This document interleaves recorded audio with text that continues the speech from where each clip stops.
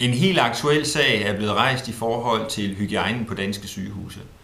Jeg er dybt chokeret over, at den borgerlige regering fuldstændig fralægger sig ansvaret i forhold til, at sygehusene er møgbeskidte.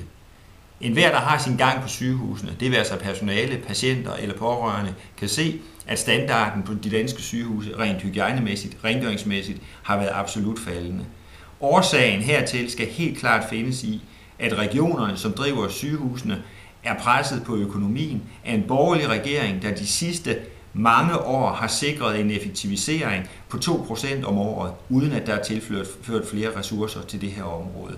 Selv direktøren fra Sundhedsstyrelsen, Fisker, men også samtlige sundhedsøkonomer siger, at vi kan ikke drive et offentligt dansk sygehusvæsen på første klasse med de ressourcer, der bliver tilført i dag.